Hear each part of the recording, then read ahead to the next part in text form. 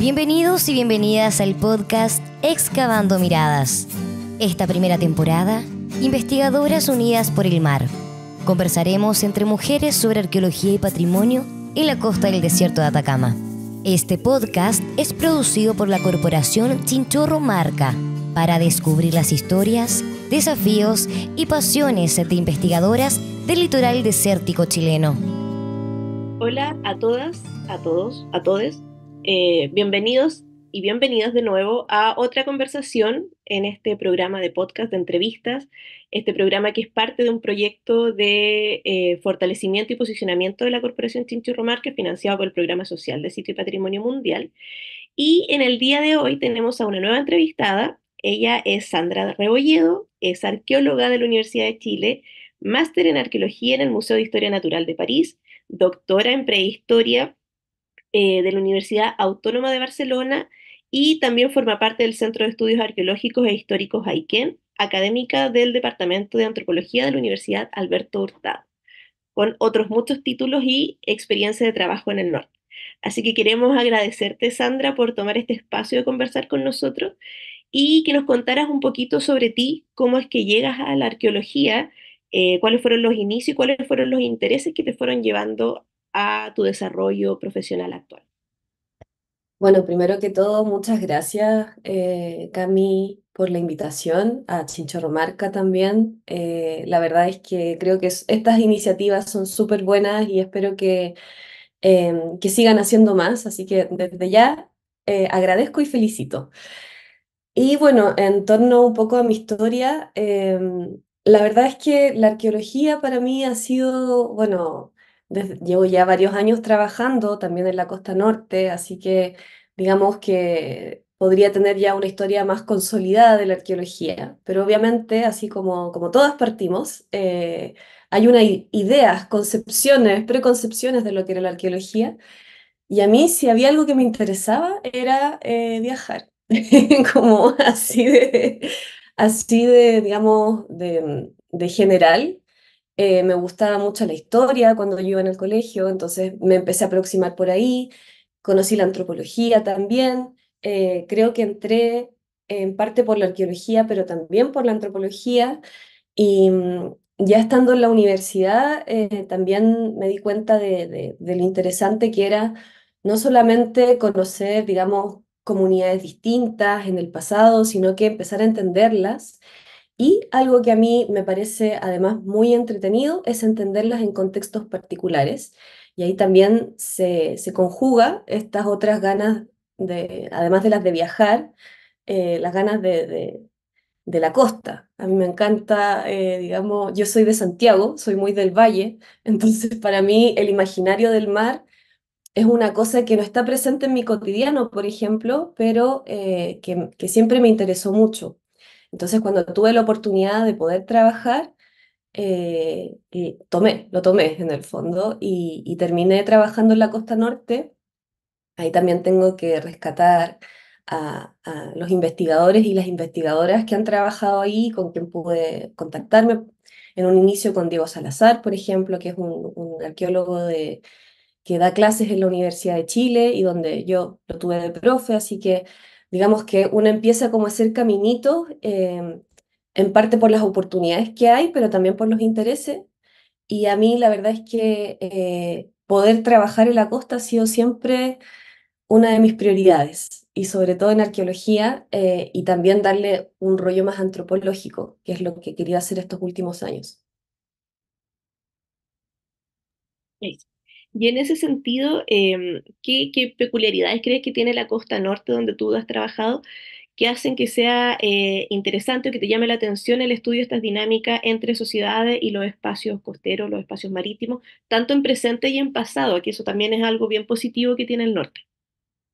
Sí, es interesante y acá retomo esta idea de viajar porque yo he podido conocer el norte, la costa norte, pero también he conocido la costa sur y sobre todo las zonas eh, archipelágicas del sur.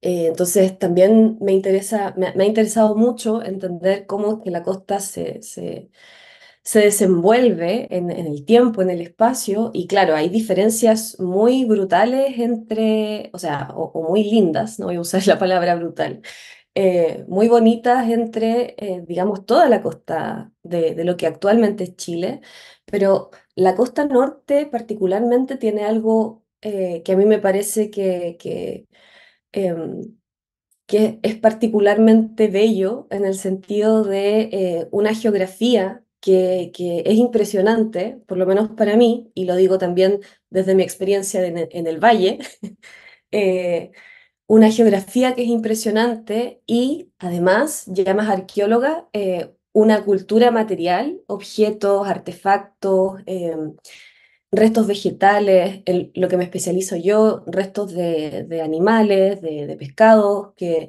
tienen una conservación excepcional, como no sé qué lugar del mundo tiene este grado de conservación y también el tipo de contexto arqueológico que hay en la costa norte.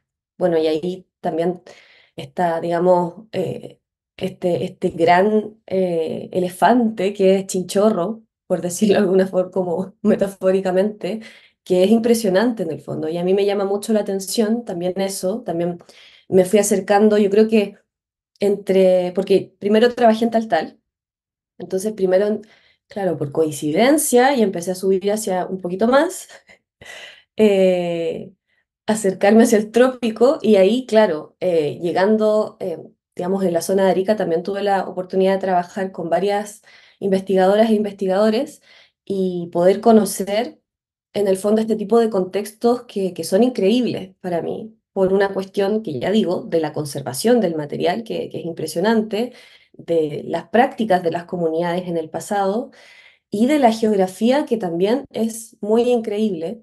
Em, y en particular, como yo trabajo pescado, trabajo pesca, es muy interesante que este tipo de actividad, si bien se desarrolló en el pasado, tiene un presente muy importante. La pesca en Chile se da a nivel artesanal, pero también a nivel industrial. Entonces, es una actividad que no se agota nunca y que está muy presente en el imaginario de Chile en general, pero también en quienes practican este tipo de actividades hoy en la zona. Y a raíz de eso, una pregunta un poco más como académica, pero para palabras muy simples, porque tú nos señalas y también eres conocida en el mundo arqueológico por el estudio de los pescados, el estudio ictiológico. Entonces, si en palabras bien generales pudieras definir más o menos en qué consiste este estudio, cómo se hace, porque claro, a veces uno dice público total o gente que no es de la disciplina como, no, el análisis ictiológico y quedan como, suena muy largo, suena pesado. Entonces, si puedes definir más o menos cómo ha sido tu proceso de trabajo con todos estos anécdotas que incluye, por ejemplo, desde armar una colección de referencia, cosas por el estilo, si lo puedes como ir reseñando esas historias de estudiante en todo Estudiante. Bueno, hay tantas cosas ahí. Yo siempre digo, un poco en talla y un poco en serio, que cada arqueólogo, cada arqueóloga, arqueólogue tiene su superpoder, como que cada uno tiene un conocimiento muy particular, muy detallado de un aspecto en general, de la vida de las personas o de un material. Y yo en particular me especialicé en la ictioarqueología. Lo ictio viene del pescado, ¿cierto? Del pez. Y bueno, la arqueología de la arqueología. Y básicamente a lo que se dedica la ictioarqueología es al estudio de los restos de peces, de pescados, en los contextos arqueológicos. Entonces, hay que tener primero en consideración que estos restos de pescado tienen un origen antrópico, o sea, eso significa un origen, digamos, ligado a las comunidades humanas.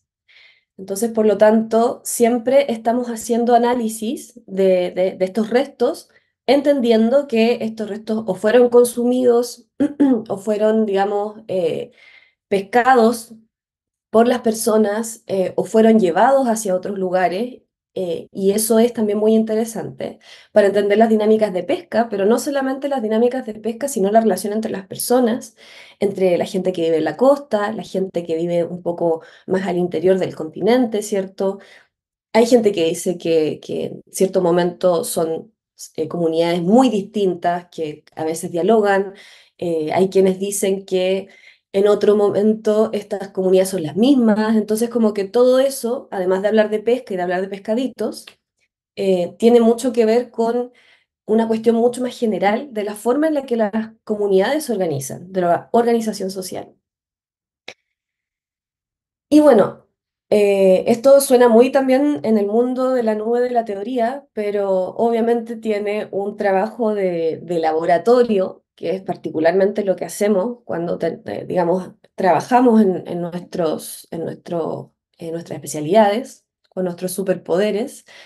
Y la idea es, y esto es importante también porque la arqueología se alimenta de otras disciplinas y en el caso de la ictioarqueología eh, hay que tener mucho conocimiento de biología marina, de anatomía, de zoología en general. O sea, claro, yo sé de pescados, pero también tengo que saber un poquito de las aves, de los mamíferos. Entonces, la idea, aunque nos súper especialicemos, es también tener un conocimiento general de qué es lo que pasa con los animales, con la relación con los animales.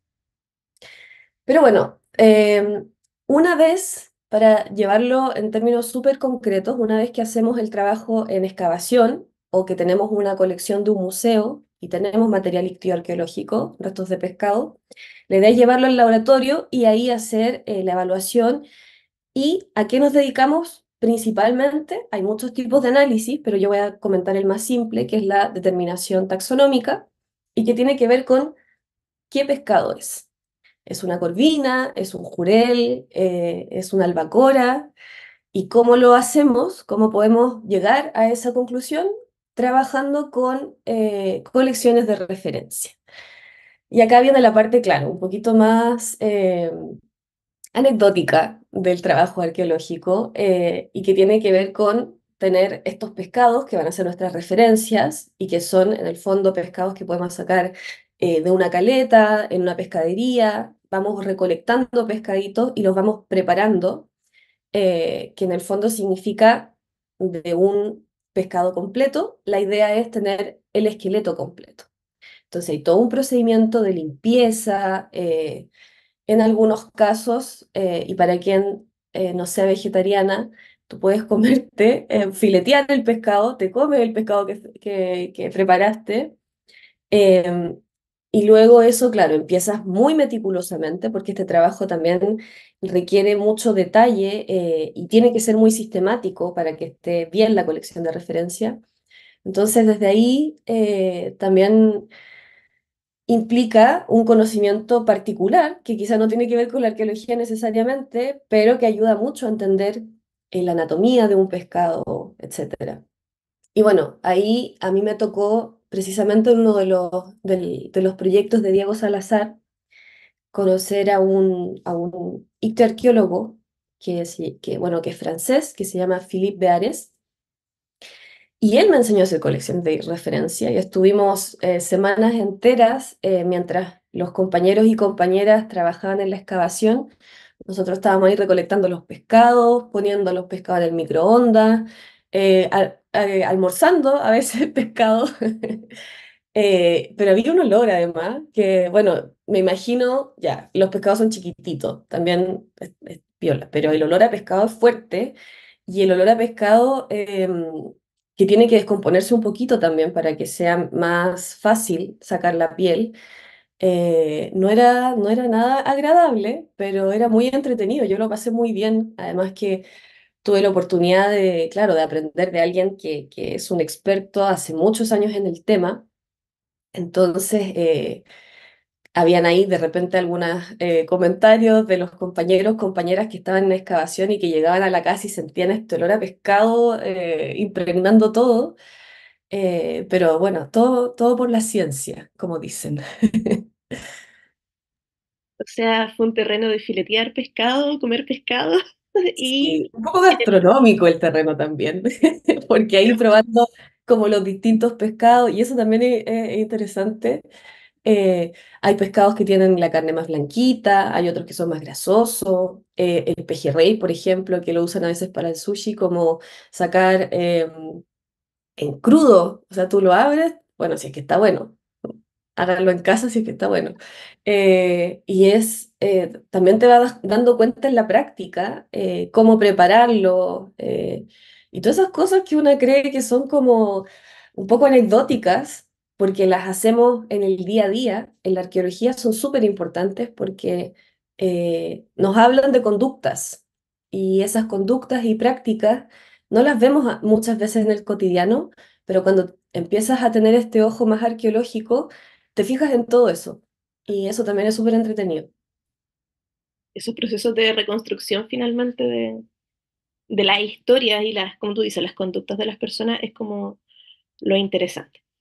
Ahora llevándote a otra etapa, ya no tanto tu etapa como del pregrado con los pescados, sino más hacia el doctorado y hablar un poco sobre tu tesis y esta revisión más bien de la narrativa, de la revisión crítica finalmente a la forma de producción, reproducción y circulación del conocimiento arqueológico, que abordan de nuevo las relaciones, la presencia, el actuar de las personas, las comunidades en el pasado, también con tu experiencia en el presente, en torno a la pesca, en torno a la vida en la costa, y qué es lo que va faltando muchas veces en este relato científico, que, así como un poco spoiler, no solamente falta en el relato de la costa, sino que falta en todo el relato prehistórico, en verdad, pero cómo llegas a esa temática y cómo la fuiste abordando, un poco ir realzando este trabajo de buscar a estas personas o contenidos o agentes que están siempre ausentes en este discurso y, y empezar a posicionar esta inercia en las narrativas. Sí, a mí me gusta mucho ese camino porque ha implicado muchas cosas, pero entre esas cosas ha implicado que yo nunca he dejado la arqueología. O sea, yo siempre me he especializado. eh, claro, en algún punto dije, bueno, no quiero seguir haciendo tantos análisis por hacer análisis, quiero que estos análisis tengan sentido. Y digamos, como pregunta o inquietud me llevó a un tema muy diferente, pero yo siempre pensando digamos, en los pescaditos. En el fondo, esa es mi aproximación, porque el tema es muy amplio. Esto como dices tú, como estamos hablando de la costa, pero podemos hablar de cualquier cosa y vamos a llegar a conclusiones muy similares. Entonces, como el tema es tan grande, ¿cómo lo abordamos? Esa es la pregunta. Y en mi caso, también tiene que ver, además de tener un interés continuo por la pesca, por la ictiología, una decisión de trabajar en la costa norte, ya más, digamos, porque como comentaba, yo he trabajado en otras zonas, pero esta costa norte siempre me llama. Y claro, ahí yo estudié en París, en el Museo de Historia Natural, entonces era una mirada súper naturalista, aunque suene redundante, y me llamaba mucho la atención, más allá de esta sistemática de la ciencia, por decirlo de alguna manera, darle un relato antropológico. Y entonces ahí empecé a buscar en otros lugares, empecé a trabajar con otras personas, conocí a mi directora Débora Zurro, digamos, ella hace arqueología feminista desde otro ámbito, ella trabaja con plantas, trabaja en arqueobotánica. Eh, entonces, en algún momento, claro, nos conocimos pues, también por otra compañera, y acá por eso digo, son caminitos así, que también la voy a mencionar, la Constanza Roa, eh, y que en el fondo me permitió poder entender que esto que estamos haciendo, que parece ser como un trabajo súper de laboratorio, meticuloso, objetivo a veces, tiene un componente interpretativo y por sobre todo de discurso. Entonces ahí ya me empecé a meter en la cosa de la pesca y el discurso y algo que me interesó, porque claro, en general hay estudios quizás más de género orientados, por ejemplo, a los restos bioantropológicos. Esto quiere decir como a los esqueletos, las momias, no sé, identificaciones por sexo, a partir de eso, cuáles son las diferencias de clase, de género, etarias, etcétera. Pero yo quise en el fondo, hacer un metaanálisis sobre cómo es que arqueólogos y arqueólogas hacemos investigación y cómo interpretamos a partir de eso.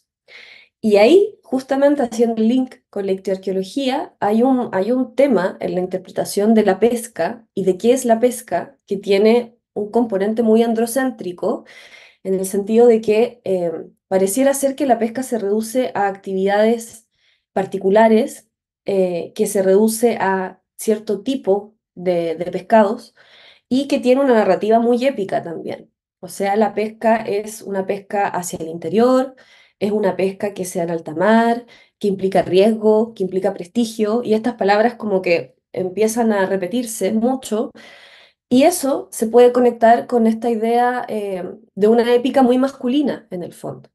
¿Ya? No, no digo que necesariamente centrada en los hombres, sino que muy masculina en el sentido de esta idea de la autonomía, de la valentía, de la competencia también, que figura en el fondo, que para mí es también una proyección eh, muy interpretativa y proyección del presente también sobre cómo se constituye la pesca hoy, porque es interesante además que si bien la pesca, claro, tenemos miles de años de desarrollo de la pesca, pero como es una actividad que se desarrolla aún hoy en día y que está muy masculinizada, e invisibiliza mucho a las mujeres pescadoras y las recolectoras, eh, eso implica también que la lectura que podamos hacer sobre esta misma actividad, pero en el pasado, puede caer en eso. Y en el fondo, el estudio que hemos hecho eh, un poco redunda en eso, como digamos, la idea no es que este tipo de pesca de alta mar, de albacora, esta lucha con el gran animal, porque igual una albacora de 300 400 kilos, ya, sí, debe ser complejo, pero es la única épica en la pesca, sobre todo en esta pesca arqueológica. Y eso es lo interesante, porque al final ahí pude hacer este clic entre las dos cosas. Y también eso me lleva a otro tema que quizás no tiene que ver mucho conmigo, pero como el espacio de la orilla, donde se da la recolección, eh, está también súper subvalorado. Y eso se nota en los tipos de problemáticas, quiénes trabajan, qué material, qué zonas se trabajan, qué periodos se trabajan, por qué se trabajan esos periodos, cuáles son los temas que interesan. Todo eso redunda más allá de qué es lo que podemos decir de las mujeres de hace 10.000 7.000 años, qué podemos decir de nosotras y nosotros como interpretadores de ese pasado. Sí, totalmente. Yo quería llevarte hacia ese punto porque me parece súper necesario hacer esta reflexión finalmente de la proyección que estamos generando dentro de la arqueología, pero es una cosa que se va replicando y yo creo que no solo en la pesca y esta visión también muy masculinizada que tú señalas de la actividad pescadora incluso en la actualidad. Hace poquito hubo cierta pseudo polémica de estas clásicas de redes sociales en donde cuando se propone abordar las caletas con perspectiva de género, mucha gente se ríe como, ay, van a pintar los baños rosas, pero es porque en realidad a veces ni siquiera hay baños para las propias mujeres que pescan, que trabajan en la recolección de algas. Entonces, esta cosa como de extrapolar quizás los propios sesgos que tenemos ahora en el presente a esta interpretación del pasado nos hacen caer de pronto en este círculo. Así que por eso quería destacar mucho el trabajo, que además no es un trabajo que se hace de manera frecuente en la arqueología. Hoy por hoy, bueno, hay como más tendencia a teorizar y a revisar un poco tanto la construcción del conocimiento como el conocimiento ya construido, pero en general uno está más en el laboratorio, como tú decías, y se tendía a priorizar esta cosa muy, muy de análisis, muy de creación de metodología, pero perdiendo quizás este componente más bien social y que además constituye un aporte al presente. O sea, esta tendencia o quizás plantear esta temática abre un poquito más las perspectivas y ojalá que cale al menos en una de estas personas que tenían estos comentarios de, bueno, la perspectiva de género, qué sé yo, no es, porque apunta las caletas, porque en realidad necesitamos ir ampliando quizás miradas. Bueno, se nos hace corto siempre el tiempo, Sandra, ya te habíamos adelantado que son entrevistas pequeñas, entonces ya como para ir cerrando, también destacar o temática o puntos que quisiera destacar en cuanto a esta relación entre la pesca, la habitabilidad de la costa, el habitar costero en el norte que tanto te ha encantado, y cuáles son, crees tú, como los caminos que te gustaría seguir, como para ir profundizando y contribuyendo desde el pescadito que partiste señalando como los huesitos, hasta ya estos argumentos y estos contenidos más teóricos que nos has presentado hoy día. Uy, no sé, siento que hay mucho por hacer, la verdad. Es una pregunta muy difícil porque no ocurren, no, no es porque tenga grandes ideas, pero como que hay demasiados frentes, creo. Em, y algo que es importante trabajar desde mi vereda ictiarqueológica es estudiar precisamente los pescaditos, que es algo que se está haciendo con mucho más énfasis en los últimos años, como, no sé, 10 un poquito más, 10 años, pero hace, no sé, 40, 50 años los pescados no tenían cero relevancia porque era como basura en los contextos arqueológicos. Entonces, ese giro que se le ha dado ahora es súper importante. Em, Además que da la coincidencia, y eso se puede hablar en un próximo episodio, de que quienes trabajan, de quienes se especializan en ictiarqueología suelen ser muchas mujeres también, por lo menos en Chile. Entonces, bueno, no digo que no hayan otro tipo de hombres, o sea, de personas, hombres no binarios, no sé, etcétera, pero es también, yo creo que una especialidad que recae en las mujeres también. Entonces es interesante cómo se construye, además, esa forma, esa especialización en Chile. Y tú dices la costa norte, sí, la costa norte, pero también toda la costa. Y eso es visión, pero no solamente la costa chilena, porque también tenemos esta división súper política de países, pero sería súper interesante, por ejemplo, ver qué pasa más arriba.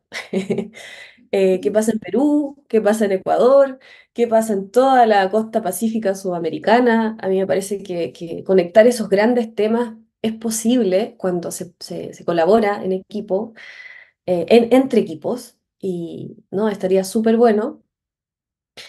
Y en términos de la teoría, bueno, tú lo has dicho también, o sea, son temas que no se agotan en la costa, que no se agotan solamente en el tema de la pesca. Yo hablaba de la recolección, por ejemplo, ahí también como que hay un campo muy fértil, o en lo que se ha hecho ya con otro tipo de materiales.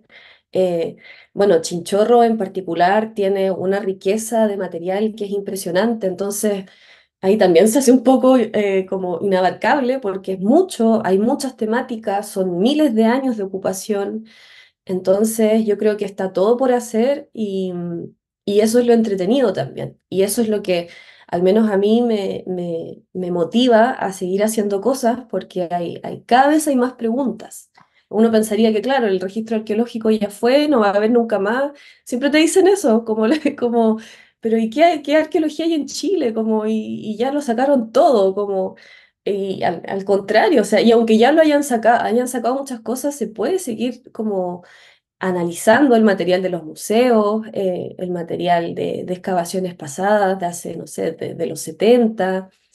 Todo eso la verdad es que inacabable y creo que particularmente con Chinchorro hay una cosa que es muy bonita y que tiene que ver con, además, una identidad particular que vale la pena analizar desde todas las perspectivas, desde el material, desde la relación con las comunidades hoy en día, desde la teoría, desde el feminismo, por ejemplo.